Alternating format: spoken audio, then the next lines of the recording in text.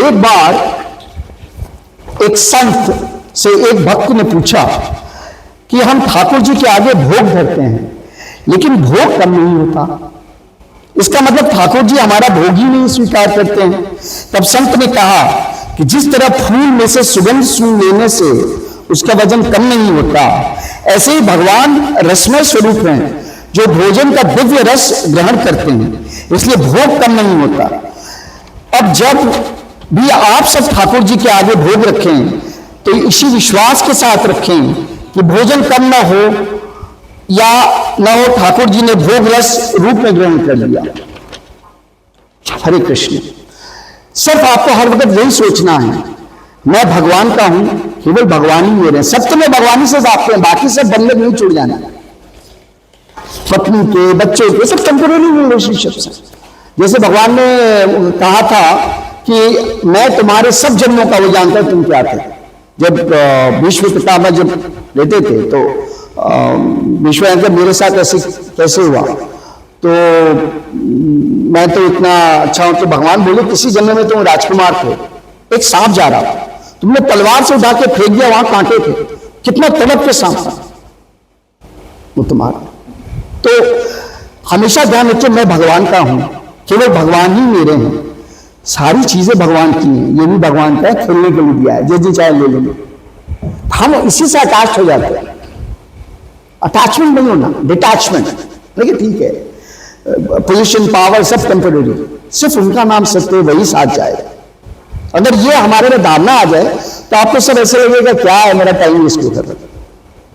तो आपको पार्टी में जाने की रुचि नहीं होगी, क्या जाके पार्टी में करना, इससे बढ़िया मैं 4-10 मिनट और भगवान का नाम ले लूंगा, पढ़ लूंगा उनके बारे में।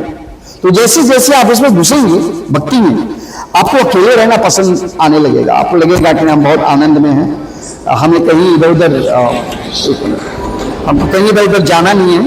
मैं अपने आप आपको कंटेंटमेंट हो जाएगी, एक अपने आप में आपको लगेगा कि मैं बहुत सुख में हूँ।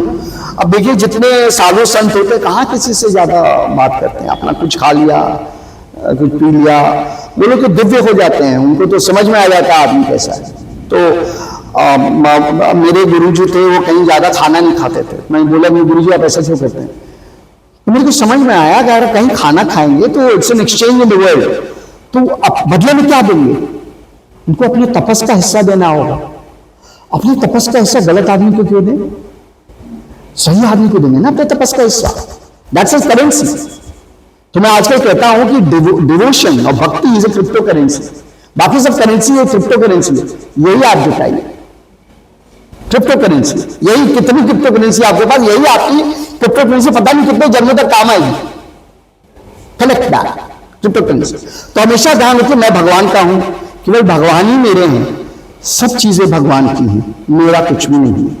ये बातें जो ठीक ठीक समझ लेता है उसको मरने के बाद लौट कर नहीं आना पड़ता, लेकिन जो संसार में ममता रखता है और मर जाता है तो उसे लौटना ही पड़ता है। ऐसे कोई किस्सा पढ़ रहा था कहीं पे कि एक जगह मिठाई की दुकान थी, और पत्तल पे खाना था, एक कुत्ता बार बार खाने जा रहा था और उसको मार के भगा रहे थे, फिर कुत्ता बार बार खाने जा रहा था, मार के भगा रहे थे।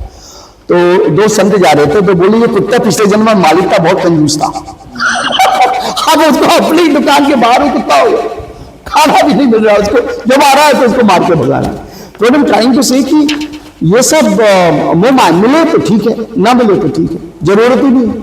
सबसे बड़ी जो मैं पहला कहता हूं कि आदमी को अपनी जरूरतें कम रखनी चाहिए। जरूरतें कम है तो उसको प्रॉब्लम नहीं, जरूरत है तो भगवान की भक्ति में होनी चाहिए। सिर्फ भजन कीर्तन जहां मौका मिले छोड़िए मत। नहीं तो मैं जनरली कहीं नहीं जाता, वृंदावन जी जानते मैं कहीं नहीं जाता, पर भगवान का नाम मैं कैसे मना कर सकता हूँ, कृपा उनकी, इच्छा उनकी। कोई आपका काम भी होता है तो मैं हमेशा कहता हूँ हेल्प करो लोगों को। क्यों, क्या पता भगवान उसकी प्रार्थना आपके थ्रू पूरी कर रहे हैं। उसने प्रार्थना करी भगवान मेरे को कोई दूध भेज, और आप उसका मदद कर रहे हैं तो वो भगवान ही उसकी प्रार्थना आपके थ्रू पूरी कर।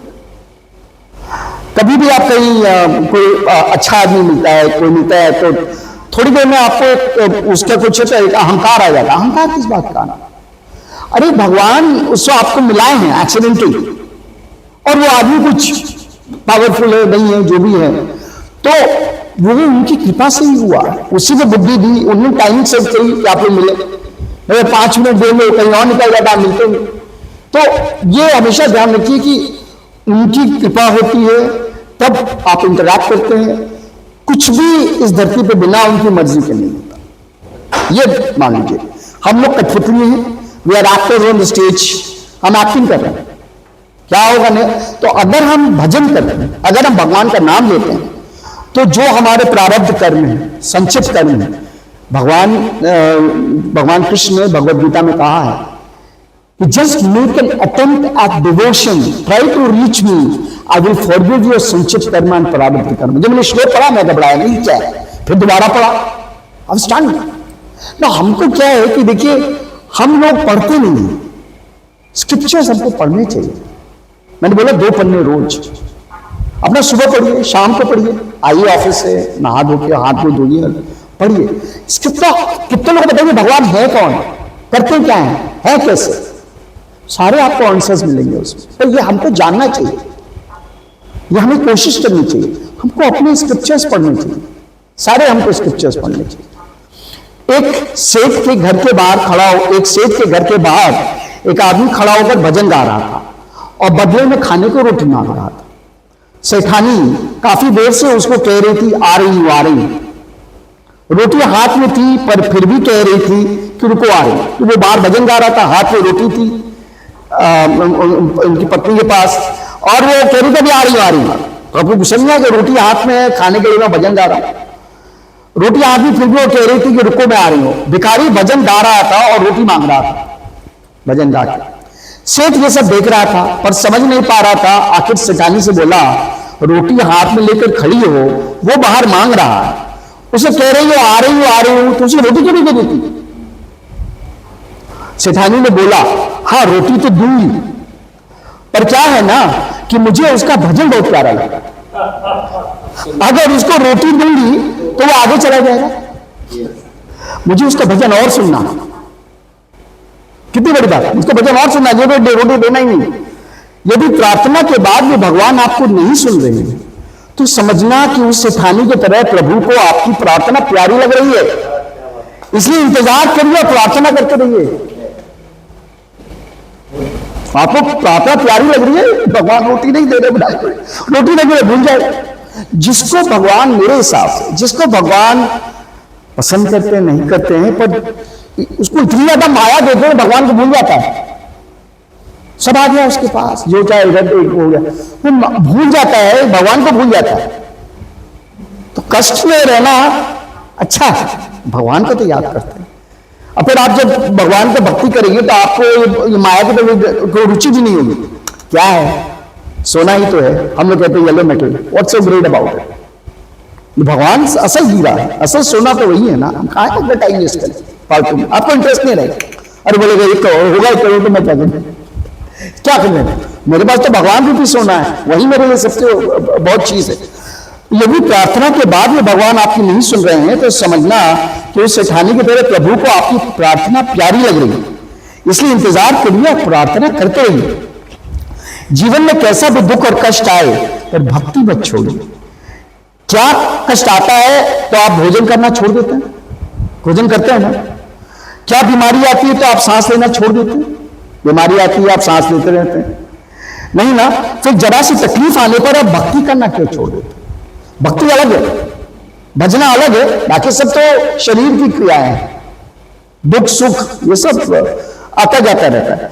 कभी भी 2 चीज मत छोड़िए, भजन और भोजन। भोजन छोड़ेंगे तो मृत्यु हो जाएगी, भजन छोड़ेंगे तो, दोनों चीज मत छोड़िए। भोजन छोड़ देंगे तो जिंदा नहीं रहेंगे, भजन छोड़ देंगे तो कहीं के नहीं रहेंगे। भोजन छोड़ के जिंदा रहे, भजन छोड़ देंगे तो कहीं के नहीं रहेंगे। फिर जीवन में आप सडनली ये लोग रियलाइज करेंगे मरने के पहले, कुछ क्षण पहले माया में डूबे थे कि मैंने किया क्या जिंदगी में। भगवान के पास जाने का टाइम आया तो लेट हो गया, नया आपको भगवान का नाम ही नहीं लिया। तो भगवान का नाम ही लेना हमारे जीवन का उद्देश्य है। Purpose of human form is to channel, बाकी सब तो ठीक है, क्रियाएं हैं, कीप डूइंग। तो सही मायने में भजन और भोजन दोनों ही बहुत जरूरी है। भगवान श्री कृष्ण कहते हैं जिस पर भगवान श्री कृष्ण कहते हैं जिस पर प्रभु की असीम कृपा होती है, सबसे पहले उसे इतना लाचार कर देते हैं कि वो किसी भोग को भोगने के काबिल नहीं रहता। क्या बोला मैंने, दुख भी कृपा है। तो जिसको प्रभु की असीम कृपा होती है, सबसे पहले उसे इतना लाचार कर देते हैं कि उसी किसी भोग को भोगने लायक नहीं रहते। जब हमें चोट लगती है कस के पैर में, हे भगवान कहते हैं ना, ठोकर जब लगती है, हे भगवान ऐसे क्यों किया मेरे साथ, कष्ट में पहले उनको याद करते, तो लाचार करते हैं, क्योंकि ये सिचुएशंस भगवान आपको अपने क्लोज लाने के, आप हर वक्त भगवान भगवान कर, भगवान ये कष्ट हो, कष्ट हो, कष्ट हो। तो कहे कि बुरे वक्त में आप लेंगे, अच्छे वक्त नहीं लीजिए ना, हर वक्त लीजिए, अच्छा हो बुरा हो अपना वो जाने, आपका काम है सिर्फ भगवान का नाम है। दूसरी कृपा, उसे सगे संबंधियों, मित्र परोर सबसे दूर और अकेला कर देते। मैंने क्या बोला, जैसे आप भक्ति में जाएंगे, you prefer loneliness, you don't want people around, you were like oh my God, I don't want to meet, I want to go to a party, मैं अकेले रहना पसंद करता हूं। That's a sign he is accepting you in devotion. आपको वो प्यार कर रहे हैं और अपने करीब ला रहे हैं, तभी आपकी सांसारिक चीजों में रुचि नहीं रहेगी। तीसरी कृपा, इतना अथाह दुख देते हैं कि उसे सिर्फ एक भरोसा रह जाता है, परमात्मा। क्या बोला, दुख देते हैं उसके लिए। यहीं से शुरू होता है चमत्कार, तीनों लोकों में कोई इसकी बराबरी नहीं कर सकता, जिस पर प्रभु की कृपा। हर चीज देखिए, हम लोग अहंकार करते हैं, हमें यही नहीं पता अगले दिन हम सांस में जिंदा बचेंगे कि नहीं, अहंकार करते, अगले दिन का नहीं पता, अगले मिनट का नहीं पता हिसाब क्या है, लेकिन अहंकार कितना। तो जो अहंकार होता है, तो उनको हाथ जोड़ के भगवान कृपा करना, इसको जीवन का मतलब जरा भी समझ में नहीं आया कि जीवन क्या है। अर्जुन श्री कृष्ण से बोले, हे केशव, जब मृत्यु सभी की होनी है, तो हम सत्संग भजन सेवा संयम क्यों करें? अल्टीमेटली वही है, A to B, A but B death. जो इंसान मौज मस्ती करता है, मृत्यु तो उसकी भी होती है सांसारिक चीजों में। भगवान कृष्ण ने अर्जुन से कहा, हे पार्थ, बिल्ली जब चूहे को पकड़ती है, ध्यान दीजिए, बिल्ली जब चूहे को पकड़ती है तो दांतों से पकड़कर उसे मारकर खा जाती है। चूहे को पकड़ती है, मार के खा जाती है, लेकिन उन्हीं दांतों से जब अपने बच्चे को पकड़ती है तो उसे मारती नहीं, बहुत ही नाजुक तरीके से एक जगह से दूसरी जगह पहुंचा देती है। दोनों जगह दांत है, ठीक है ना, दांत भी वही है, मुंह भी वही है, पर परिणाम अलग अलग। ठीक उसी प्रकार मृत्यु भी सभी की होगी, पर प्रभु के धाम में और दूसरा माया के चक्कर में, ठीक है ना। भगवान आपको देखेंगे तो पकड़ेंगे जरूर, लेकिन अपने बच्चे की तरह पकड़ेंगे, और अगर माया में है तो खाने के रूप में पकड़ेंगे, है ना। और ये मेरे हिसाब से कलयुग में, आई डोंट नो आप लोग भी एक्सपीरियंस है, तो मेरे को लगता है 99% लोग को भक्ति में रुचि नहीं रही, मेरे को ऐसा लगता है। 1% लोग जो हैं, जो इस वक्त भगवान, जैसे आप बड़े भाग्यशाली हैं, क्योंकि भगवान की बात सुनने में रुचि है। आप भगवान की बात कहीं सुनिए तो बड़ा आनंद आता है, आपकी आत्मा एंजॉय कर रही है ना। शरीर तो खाना है और लेकिन आपकी आत्मा एंजॉय करने लगती हो। इसलिए कलयुग में वो सहज तरीका ये बताया क्या, भक्ति बस सिर्फ हरे कृष्ण महामंत्र का जाप करना, तुरंत आपका हो जाएगा। हाँ, सतयुग में लोग सैकड़ों साल तपस करते थे, हजार साल करते थे। त्रेता में लोग दान देते थे, द्वापर में लोग मंदिर बनवाते थे। यहां महज भगवान का नाम लेना है और वही उतना भी टाइम नहीं। इतना ये कलयुग का प्रभाव है कि कई देवता लोग यहां जन्म लेना चाहते हैं कलयुग में धरती पे, क्योंकि उनके पास भगवान का पे जाने का बहुत सरल तरीका है, जिस चांटे से। हरे कृष्ण। तो अगर परिस्थिति ऐसी बन जाए जब शांति और सत्य में से किसी एक को चुनना पड़े, शांति और सत्य, तो निसंकोच सत्य को ही चुन लेना ही श्रेष्ठ है। शांति बनाए रखने के लिए सत्य को छोड़ देना उचित नहीं, कॉम्प्रोमाइज नहीं करना चाहिए।